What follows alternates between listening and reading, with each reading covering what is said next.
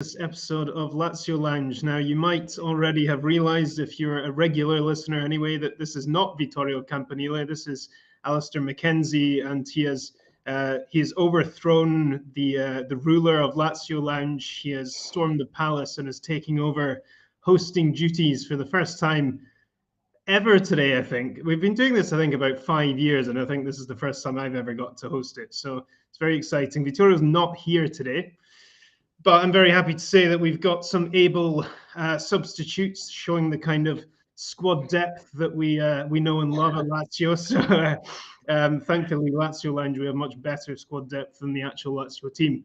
So hello, first of all, to Stephen Moore. How are you doing? Not too bad, not too bad. Perfect intro there, Alistair. Perfect. Been practicing while Vittorio's not here, you see. Yeah. And Sean McIntosh as well. He's on childcare duties today. How are you doing over there? I'm doing great. Anytime we can carve out some time to chat, Lazio first, childcare duties second. Yeah, I mean, yeah. Some people try and say men can't multitask, but this is impressive. Right, let's get straight into it. I mean, it's been well, a pretty wild weekend actually, one way or another in Serie A, with pretty much all, well, actually, yeah, not pretty much, but every single team from last season's top seven dropping points without any of them actually facing each other, which I haven't seen. If any of you have, when was the last time this happened? But it does make it a bit frustrating because Lazio's game obviously was on Sunday night, so we were already in a position going to Udinese where we knew that this opportunity had presented itself to really put pressure on the top four. So I'll come to you first, Sean. What's your kind of takeaway from this game? Where it's an improvement, I guess, on previous post-Europa League results, but can't help but feel like a bit of a missed opportunity. Yeah, I'd say a massive missed opportunity because, look, regardless of Europa, you nailed it on the head. We played so late, had an opportunity to see how every other fixture shaped up, where you had hope, seeing that the guys knew and understood the opportunity at hand. I mean, we've talked about the sights on the top four kind of being out of grasp, maybe a touch unrealistic. And, we find ourselves in a moment where we could really make a little bit of a claim to be in that race. And so the frustrating part was how we started. I mean, it really reminded me of these past few seasons not so long ago where we'd find ourselves, just moment of lapses so early into a match where we'd have to play catch up. And I was hoping, again, the gravity of the situation where maybe we would come out a little bit more focused, a little bit more energized, knowing that there was a real chance to find ourselves in this race. So yeah, how many more times we're going to see a weekend like this where every team ahead of us drops points? Well, yeah, I mean, this is a thing, I guess, is that I don't know. It's kind of frustrating to not get the result, but at least it comes at a time when nobody else has either. But I don't know, Stephen, have you started to think differently about this Champions League possibility? I mean, after January, Vlahovic coming in and Juve being in great form, I think that there was this expectation really that top four would kind of pull away from the rest of the league. But you look at the table now, and it doesn't necessarily look like that. No, not at all. And I think I said this when I was on a recent podcast with the Culture guys. They were kind of discussing that fourth place spot, and I think everything's still up for grabs. I think honestly, Juventus, Atalanta, Lazio, Fiorentina.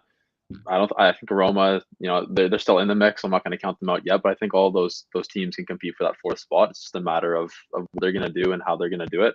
And like Sean said, and like you've mentioned as well, I think this weekend was a big opportunity for us. I've kind of been on the other side of things in sports as well, kind of seeing all those teams and the results that they've done. I think it's sometimes even better to kind of be one of those teams that's the first to get the game out of the way, because then when you're watching everything, you know what's at stake. And I think that the pressure kind of mounts a little bit more on them. But like you said, I think the performance was better than most that we've seen after the Europa League. especially being like out with a lot of starters, we kind of had to take that into consideration. Like obviously, Immobile, Acerbi, Lazzari out with injury, and then we had Luis Alberto and Lucas Leiva with suspension.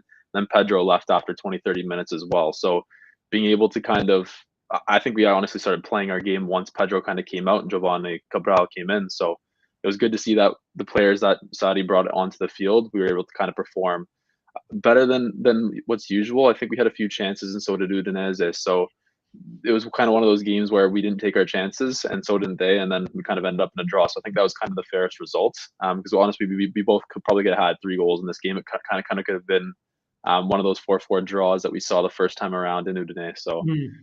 Yeah, like you said, overall, I think that fourth place spot is still up for grabs. I think realistically, if Lazio wants to push forward and everyone's able to stay fit, it is a possibility. But obviously, there's teams like Atalanta and Juventus who have better depth. But we're seeing what's happening with them now. Atalanta's kind of falling apart. Roma hasn't really got it right. I'm banking on Fiorentina, honestly, to kind of be that team that surprises both Lazio and Roma this year. I think that they've done really well. And I think even with the January transfer market, with kind of Vlahovic leaving to Juventus, I think they've kind of reinforced the squad well. And the players they've brought in are performing, and Italiano's done wonders there, right? So it's going to be a competitive race, I think, to the end at this point. And I think the season starts now for most of those teams. Yeah, no, I think you're right. I mean, for me, I do still see Juve being the team that pulls away, sadly. I think at least it helps me live with it better if I just say that, and anything else is then a nice surprise. But yeah, no, I kind of agree with what you're saying about the performance as a whole, because we had plenty of reasons to be quite fearful going into this, really, not only because of the history of Lazio's performances under Sarri in Europa League weeks, but also with the number of absences in the team. I mean, it was fairly alarming, really. Shiro being the biggest one, but you mentioned Pedro going off early. I actually couldn't see this game live, so I was watching it back on the train yesterday. And to be honest, I already knew the result, but I expected the performance to have been a lot worse than it was, simply because of the fact that it was a 1-1 draw in Udine. But Sean, I mean, do you think that Lazio being able to get a better result and put in a decent performance in an away game like this is sign of progress under Sarri, or are we reading too much into a one-off result from that? I mean, for me, I've seen the progress here, these past 4 or 5 matches under Sarri. I mean, certainly that includes a couple matches that we're not so proud of in Coppa Italia.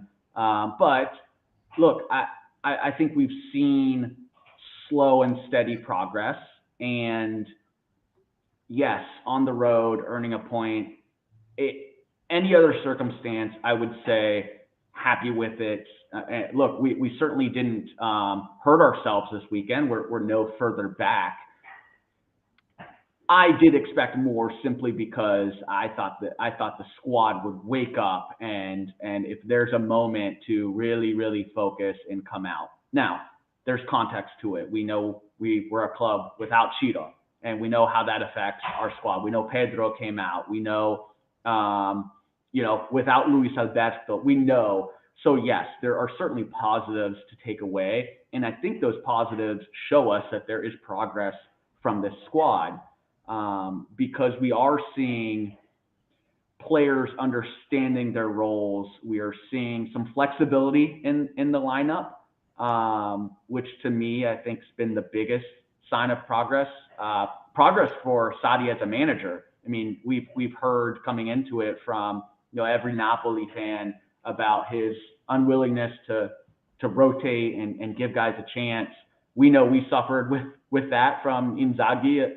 I think we all loved and appreciated what Inzaghi brought to the club, but I think we all were frustrated at times with his inability to give youngsters a chance, rotate squad. I mean, it's been quite refreshing to see guys getting chances. You see players like Cataldi blossom, and when he maybe goes on a run of poor form, you see Sarri willing to put in Leiva and make sure he has his chances.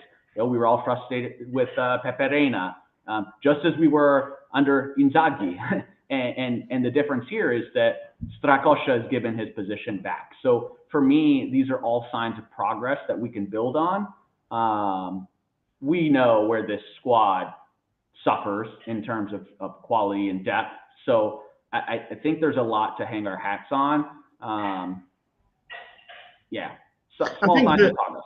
Yeah, and the other thing, I guess, is that Sarri talked before the game about, wanting this to be, I think he said something along the lines of this being a test of the team's mentality. And this is something I think we're probably kind of sick of talking about by now, because it's been an ongoing theme for, God, I don't know, 5-6 years with Lazio. But I think that the way they responded, in my mind, to going behind after 5 minutes was particularly encouraging, because yes, that maybe in itself shows a slight lack of mental preparation. The fact that they conceded so early on, again from a cross coming in, like the two against Porto, which is slightly alarming.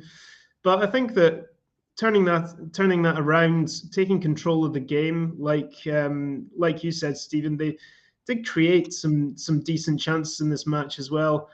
Possibly not a lot of clear-cut ones. And yes, Udinese hit the crossbar with about 30 seconds left, which we can't forget either. But overall, not too bad. I think Chiro's absence is always an enormous problem. We've known this for a long time, and it's pretty staggering, the numbers when it comes to games won and games not won, when he's in the team or not. But how about? I believe that's around 28%, if I'm not mistaken. I think since he's joined the club, our win percentage is around 28, and then I think when we're with him, it's around 56, 57. So like it's astonishing. Crazy drop off. What about Felipe Anderson, and what did you make? Because I mean, I think for me, that was the blessing in disguise of Pedro going off, was that it gave Anderson a chance to actually get back out on the right wing, and he seemed to be pretty determined to take that chance. I'm not sure how much he enjoys playing through the middle. Yeah, no, not at all. But I think, like Sadi said, he's going to have to. I think that when the transfer market happened afterwards, and Sadi was saying we're going to have to kind of reshape the squad. I think he probably had a discussion with him and said, you know what, it's either going to be you or Pedro. There's a position too. I have the most trust in you to be able to perform. I think we can get the best out of the lineup when obviously Pedro's playing on the right, Zaccagni's playing on the left, and you're playing central when Immobile is out. So I think he's kind of had to tell him this is the reality. If you don't want to play that position, someone else will. Obviously, we probably said, maybe Milinkovic can step up in that role. Maybe we could have, who knows, Luis Alberto play that role. So it was a matter of, do you want to play or not? And I think he's kind of shown Sadi that he's determined to make that lineup. Like Sean said there, rotation is very good to see. And we said at the beginning of the season that maybe we'd see a lot of rotation in that front three. And obviously we saw that again against Udinese. As soon as Pedro went down, Felipe Anderson moved to the left or to the right, and then Giovanni Cabral came in. So it's very good to see that no matter how they can kind of tweak the attack, players are able to perform and still adapt, which shows that something's happening in training that wasn't happening before. But yeah, it was kind of a worrisome situation. We went down back early in the game, because obviously it kind of reminded me of the first two games against Empoli, and I can't remember who the second team that we faced in the season was, but we went down very early, and it was kind of that mentality to respond right away. So it's good to see that as well that you had mentioned. But I think Felipe Anderson's performance is obviously, as of late, it's kind of been, is it fatigue? Is it just a lack of mentality? Is it whatever the case may have been? Like the Porto coach also said the exact same thing. He's a talented player, but end of the day, it's consistency which is killing him. So it's a matter of stepping up, and you know what, maybe we don't play him for 5 games in a row. Maybe we play him for 2 or 3 and then give him a rest, give one of the youngsters a chance in a game against the bottom tier sides, and then kind of bring him on later in the game, whatever the case may be. But I think today, or not today, but the most recent game against Udinese was pretty good for him. Obviously, I think looking at the stats, he's one of the better performers, and coming off of a bad run of form, scoring goals obviously going to help his confidence a lot. So it was good to see him kind of net that goal, and obviously the celebration kind of showed all the frustration being let out. Yeah, it was first in 4 months, I think, something like that. So which is crazy to believe. Yeah, and I thought as well it was interesting that with the two of them on the pitch, it's Cabral who's clearly been now identified as the one to play through the middle. I wonder if that was Iglitare's doing just so he could try and pretend he's signed Davice Immobile. Who knows?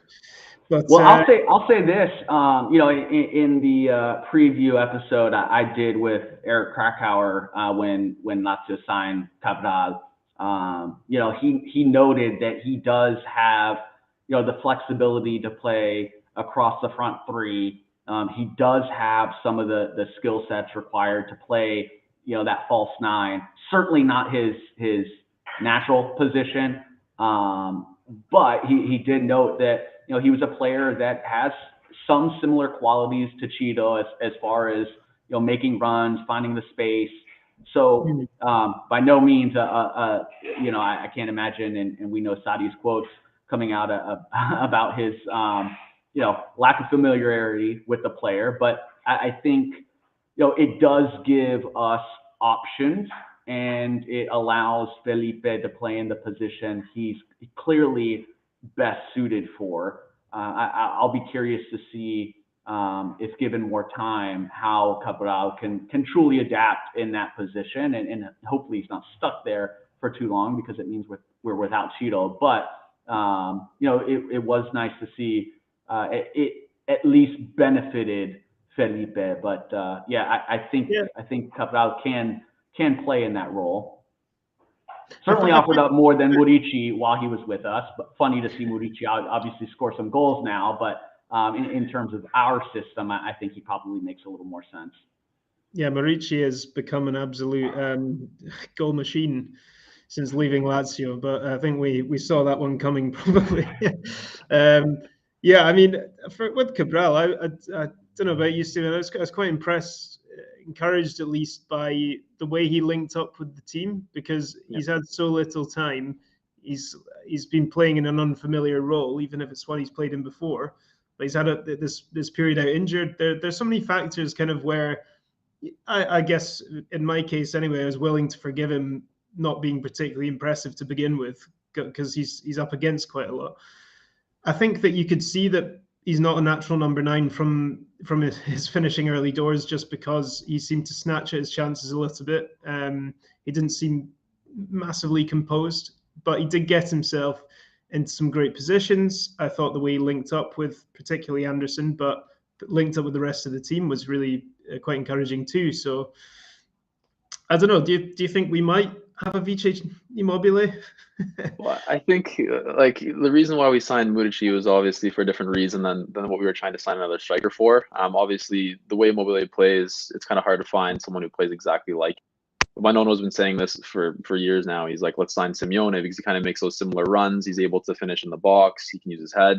Obviously, funny enough to see him kind of break onto the scenes this year. He hasn't scored in a little bit, but obviously 12 goals, I think it is now still. So kind of shows that he's able to find the back of the net, and hopefully he's growing. But I think Cabral is someone, like you said, it was similar. And like Sean did with the preview, I think he's a similar striker to Immobile when he's playing in the central role, making those runs and being able to link up with the rest of the team.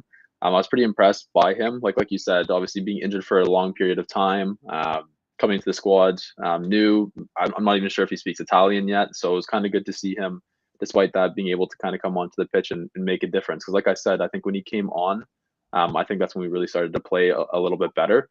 And obviously, he had 2 chances. Maybe if Immobile was in that position, he probably would have netted one of them. But those are kind of 2, I'd say, half chances. They were very difficult through balls to him. Obviously, the one with his left foot, he had to open up his body, and it kind of curved outside. And the other one was a long ball over top, where he kind of ran into Milinkovic-Savic there. And obviously, who knows, the communication issue. Like I said, who knows, maybe Milinkovic-Savic was saying leave it in Italian, and he had no idea what he was saying. Kind of one of those cases. But obviously, like you said, it was good to see him kind of come on, perform, and who knows, maybe he will kind of perform like that, and we're able to rely on him, because I think coming into the Porto game, we're probably going to have to use him, and he knows Porto very well from his time in Portugal. So hopefully he's able to shine when he's given that chance, because as it stands, our attack's not looking too good going into that game. Well, just as a kind of bridge question before we get into Porto, what do you guys think of Sadi's comment about the fact that he thinks Lazio would be in the top 4 race if it wasn't for the fact they're in the Europa League? Is this just him playing games again and making his point that he's made a million times about not having enough time to prepare his team, or is this something that you think he genuinely believes and has a point with? Uh, I think it's kind of a mix of both. Obviously, he said the same thing on multiple occasions about not having enough time to prepare. He's also said something obviously weird about the different competitions. I think the most recent one is about the Coppa Italia, where he said it's kind of the top teams that are set up for success. The rest of them, not so much. We should switch the format. Um, he might have some rationale towards it. Like you said, our games after the Europa League weren't too hot. And focusing on one competition and obviously one game a week is going to be a little bit different than when you're playing in three different competitions. So I think every club can say, hey, you know what, or not every club, but most of the top teams can say, hey, if we weren't playing in the Europa League, if we weren't playing in the Champions League, if we weren't playing in the Coppa Italia, yeah, we'd be a top four side. I think that's the reality for everyone. But obviously that's not the reality. So it's a matter of actually adapting to that and being able to prepare for that. And it could also even be a jab at Ilitare. It could also be a jab at the Lazio management saying, hey, you know what, you've not reinforced the squad and we don't have the depth that I need to be able to perform on 2-3 competitions. Obviously, we saw him win the Europa League with Chelsea, but obviously that's a different machine than what we're seeing with Lazio right now, right? So I think it's a mix of a few different things. I guess there's some historic precedence there as well, though, because I think the season before we actually did qualify for the Champions League, we finished 8th. So there's a point to be made, and I think particularly with a team like Lazio, where the squad depth isn't quite there, it makes an enormous amount of difference. The seasons that you don't have that distraction, you're obviously going to give a lot more to the league. Yeah, it's from Sadi, it's very politically correct massaging of his posturing. Like what he's trying to do is very poignantly make the point that the squad depth isn't there without ruffling the feathers and being so obvious about it. Like he clearly hasn't had his contract signed, sealed, and delivered. He clearly understands that signings need to be made. He's not at that point where he wants to call out the club very obviously. I think it's a smart way of doing it, right? He's not because he also has to be careful to protect his players. So he can't come out there and say we don't have the squad to do it. Like that's not the statement you want from your manager that's expected to lead these guys, and he's got to keep them motivated. So for him, if he's able to point the finger at external sources and it's scheduling and it's Europa, I think it's if you have to do it, it's probably the smartest way to go about doing it without burning any bridges. So I think he has his motives for doing it right now. Sure.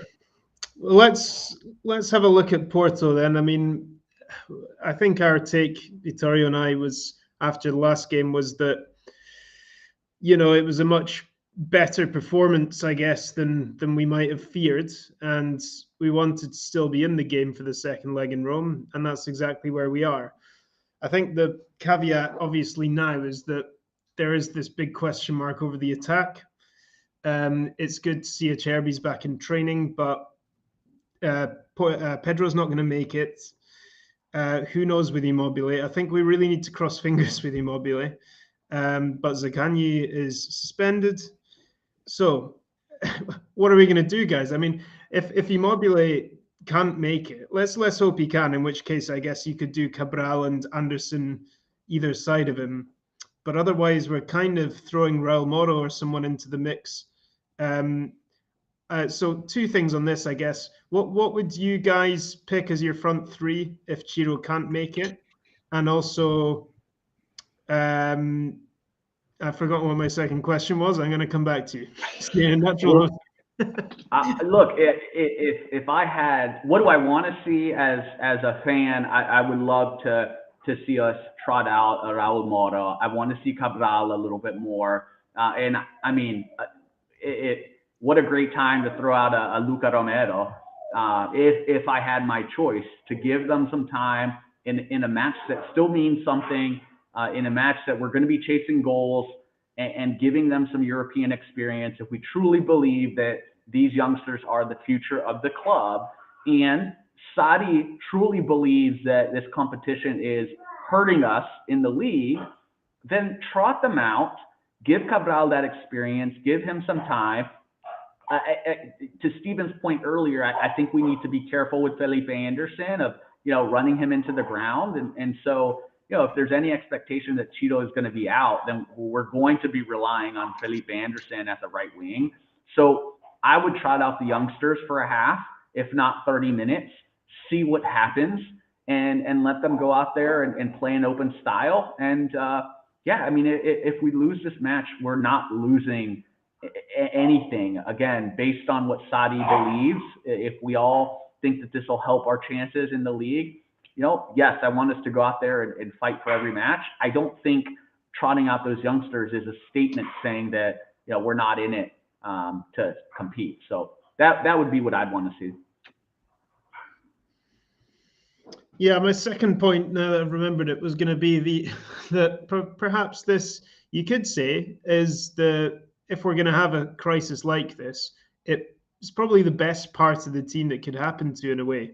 Because on the one hand, you're taking away Lazio's greatest strength. And if you do take away what has been the first choice front three recently of Pedro Immobile and Zaccagni, that's a massive blow.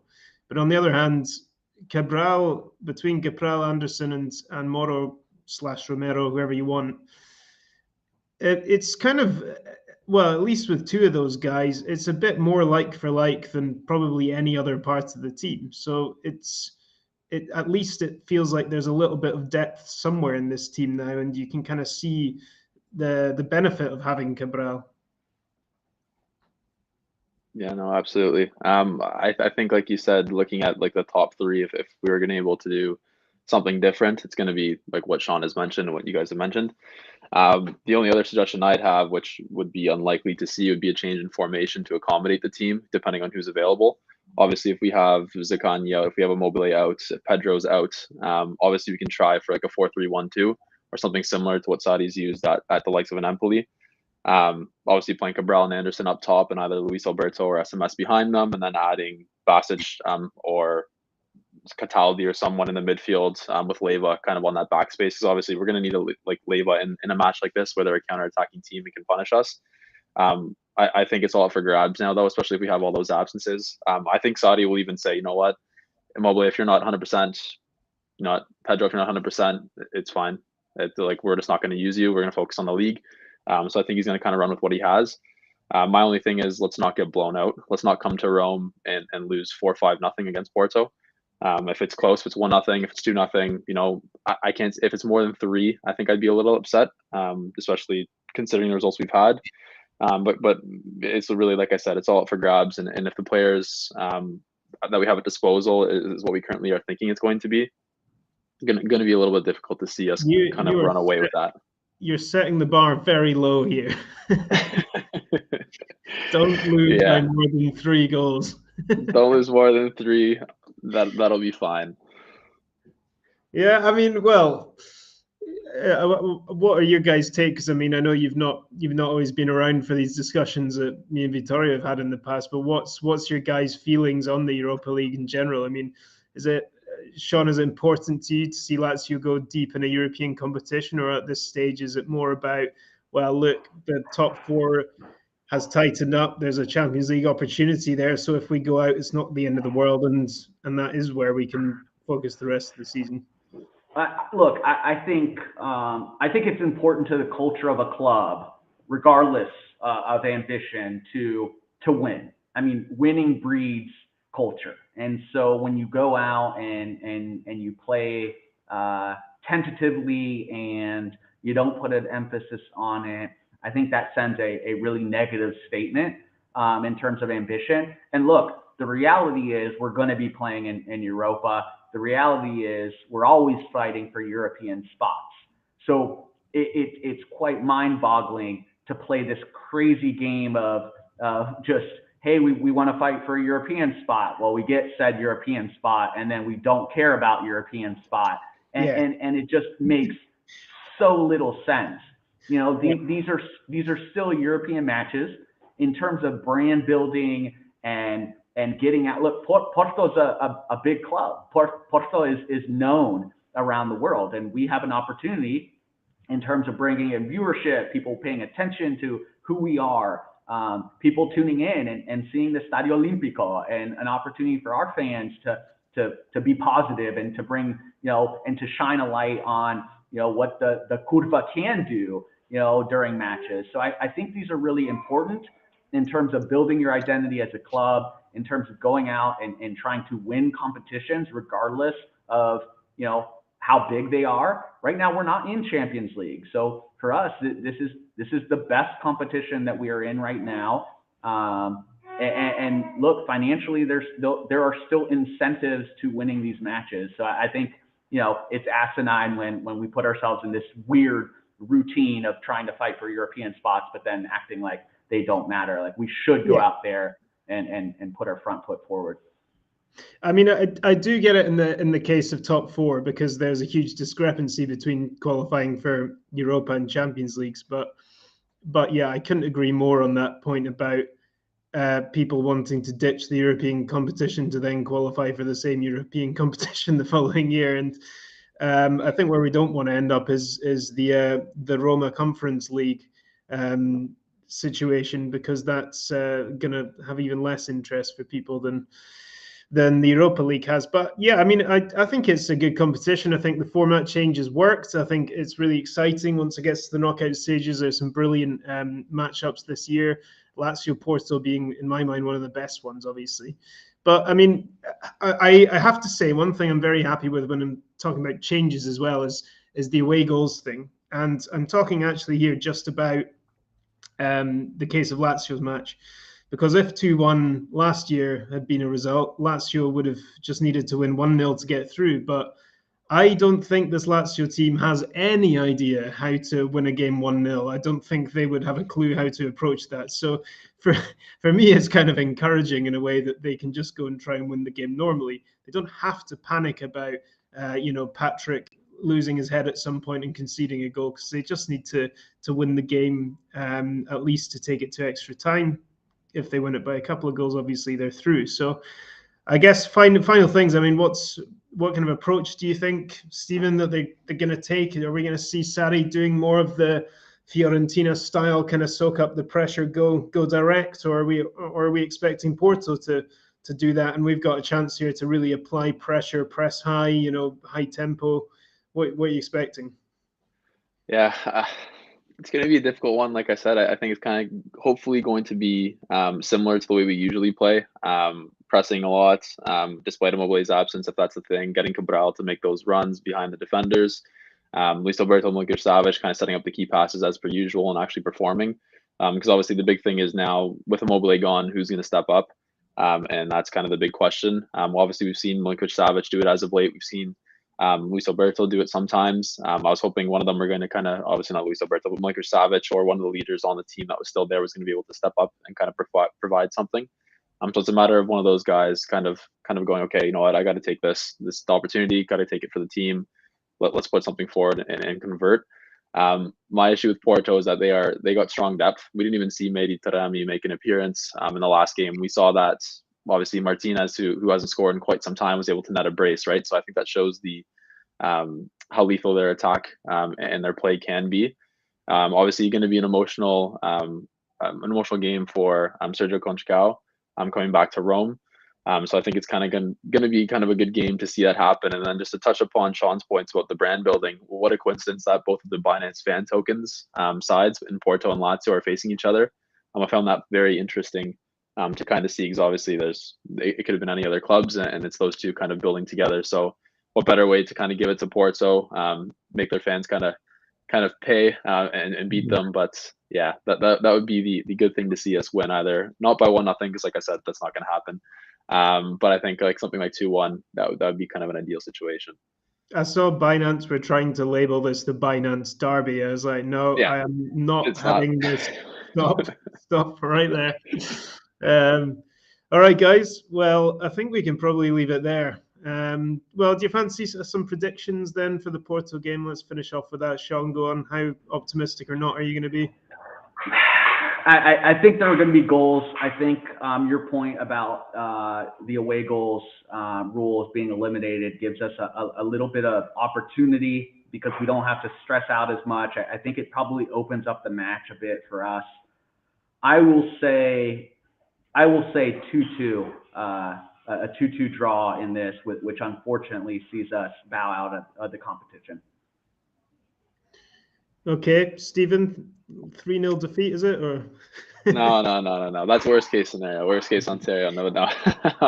I think I could probably see. I wanted to say a draw as well, 1-1, but I'll switch it up and I'll probably say a 2-1 loss to Porto. I think that their attack will kind of get to us at the end of the day, especially with the Cherby out. And I think we're able to see as of late how Lazio has been able to defend when crosses are put into the box, and obviously Porto strikers thrive on that. And Luis Felipe, whatever the situation is in his head right now, whether it be the contract, whether it be links to other clubs, but he's just not been himself as of late. And it's kind of difficult to say, you know what, Patrick's maybe been our best defender in the last 2-3 games. Obviously that kind of shows a little bit of a red flag situation. So just because of the attack that Porto has, I think that they'll probably be able to convert a little bit more. Because of the lack of depth that we have right now, with our top players being absent, I think it could kind of be a little bit harmful on the game. So I'm probably going to say 2-1. Right. Well, to be honest, I was going to go with what Sean said, but now that you guys have gone for a loss and a defeat, I'm going to have to be optimistic, reluctantly optimistic. I don't know. We're not going to keep a clean sheet, are we? So let's go with a 3-2 thriller. Cabral hat trick. I think so much depends on who's available for Lazio and what shape they're in, because it's even not enough to say, oh, Immobile's back and he's starting. It's like, well, how is he? Because we've all been there. We've all had fevers and illnesses and so on. And you know what it's like. Once you're feeling better, it doesn't mean you can go and play a high level elite athletic event for 90 minutes. So anyway, we will see. But in the meantime, that'll do for today. Thanks so much, Steve and Sean. To our listeners, I do apologize. I hope my hosting has not insulted your eardrums too much, but I think Vittorio is going to be back. I hope he's okay. I've no idea where he is, to be honest, as he's gone missing. But he should be back soon, so you can hear his sweet Italian tones again. But in the meantime, thanks very much for listening, and we'll see you later on in the week. Ciao, ciao.